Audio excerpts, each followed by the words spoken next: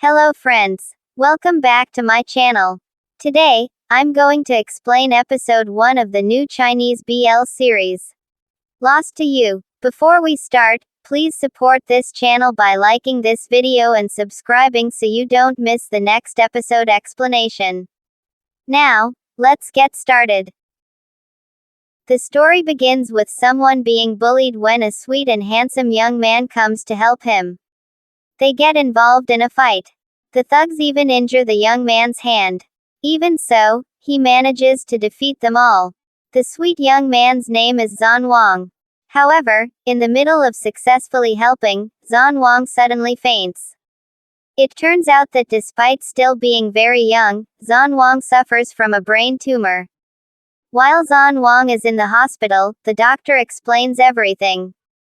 If Zan Wang is willing to undergo treatment as soon as possible, he may have around 2 more years to live. But if he refuses the treatment, the tumor will develop very quickly. Paralysis, dizziness, blindness, in that condition, Zan Wang would not survive for even a year. Hearing that, Zan Wang simply acts indifferent. Zan Wang then calls Uncle Deng. He wants him to book a ticket to Hongzhen City. Zan Wang arrives in the city. When he asks about his father, Uncle Deng says that his father is busy with company matters. Uncle Deng also says that before Zan Wang's grandmother passed away, she gave her house to another family. Zan Wang can stay at the villa by the seaside instead. Before going to the villa, on Hongtown Road, Zan Wang remembers his farewell with his grandmother in the past. Little Zan Wang refused to go home with his father. His grandmother told him that she would always wait for Zan Wang. Even though it was hard, his grandmother let her grandson go. Zan Wang finally heads to the villa.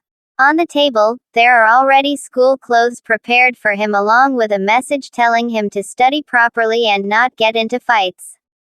Zan Wang instead remembers the sweet moments he shared with his grandmother. Meanwhile, at the beach, there is a sweet young man named Xu Yuan writing a letter and throwing it away.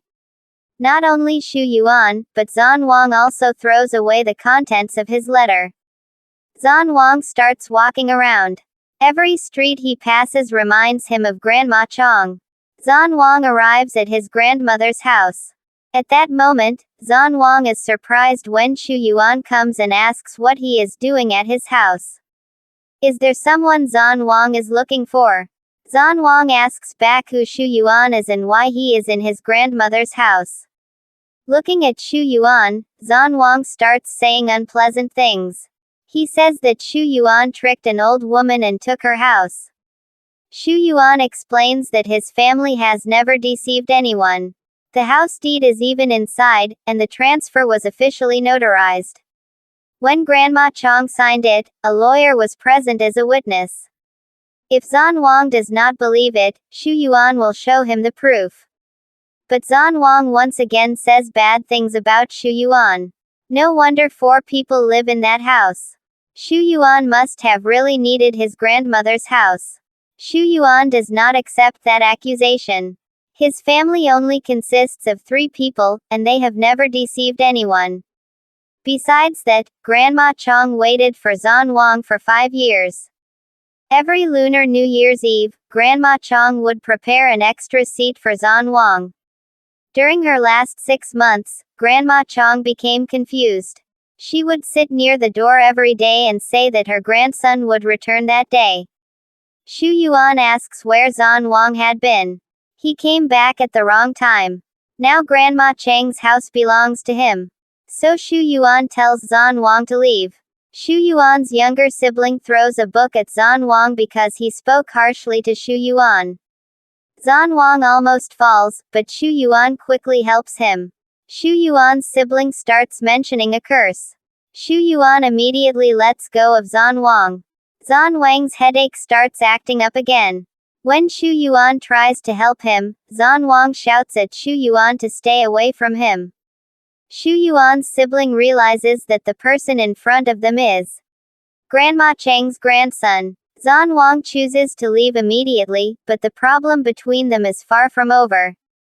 After returning, Zan Wang keeps thinking about the curse Shu Yuan's sibling mentioned. He does not believe it at all. Zan Wang is not easily influenced. What is happening to him is only because of the tumor in his head. Zan Wang is not even afraid of bad luck. The next day, Zan Wang arrives at his new school. The teacher introduces the new student, who is none other than Zan Wang. Zan Wang starts choosing a seat in the classroom. When he sees Shu Yuan there, he gives a cynical smile. As Zan Wang chooses to sit beside Shu Yuan, one of the students stops him. Because Zan Wang will suffer bad luck if he gets close to Shu Yuan. Zan Wang refuses to believe it. He starts greeting Shu Yuan. However, Shu Yuan tells Zan Wang to listen to what the student said. He should not sit beside him. But Zan Wang does not care. He even says that he will get his grandmother's house back. He has already asked his lawyer to examine the transfer documents. Shu Yuan is not afraid because he is in the right. The documents his family owns are legal. As soon as Zan Wang sits down, he suddenly falls. The students in the class start laughing and say it is because of Shu Yuan's bad luck. Instead of listening to the teacher, Zan Wang either sleeps or bothers Shu Yuan. When the break bell rings, the students ask how Zan Wang is doing. Zan Wang says that he is fine. Zan Wang then asks about the curse or the Jinx nickname attached to Shu Yuan. One of the students explains that Shu Yuan not only brings bad luck to his family. Even the friends around him experience misfortune. Or worse, life-threatening situations. Old Wu, who lives next door to his house, almost could not return after they went out to sea together. Hearing that, Zan Wang says they are exaggerating. The class bell rings again. Shu Yuan once again tells Zan Wang that he should listen to what the students said. Zan Wang immediately replies that he is not afraid. He mutters that no one could possibly have worse luck than him. Zan Wang stands up and announces that starting today, he will personally prove the truth about the curse by becoming Shu Yuan's friend. As Shu Yuan hurriedly heads home, Zan Wang, who has been waiting, immediately follows him. Because he keeps following him, Shu Yuan asks what exactly Zan Wang wants. Zan Wang answers that he wants to see what kind of Jinx managed to trick his grandmother into leaving her house. Shu Yuan does not want to continue the conversation and chooses to go home immediately. As he passes by several people, he is treated badly because of the rumors about the curse.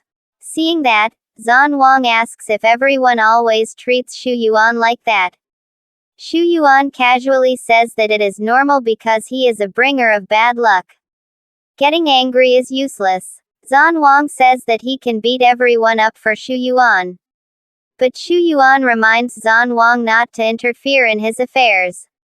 It would be better for Zan Wang to worry about his own family. He abandoned Grandma Chong while she was sick for years, and Zan Wang never once came back to visit her. Zan Wang becomes annoyed even though he had intended to help Shu Yuan earlier. And Shu Yuan is bold enough to lecture him while living in his grandmother's house. At May's food stall, Shu Yuan's mother, the customers praise Aunt May's cooking. Sometimes the visitors even tease Aunt May. But when they see Shu Yuan arrive, the customers who fear the curse immediately fall silent. Zan Wang enters, and Shu Yuan's mother is happy because he brought a friend there. Aunt May is very friendly and immediately tells Zan Wang to sit down. When Aunt May is about to prepare food, Shu Yuan tells his mother that the person who just arrived is Grandma Chang's grandson. His mother falls silent. As soon as Shu Yuan sits down, everyone there immediately leaves.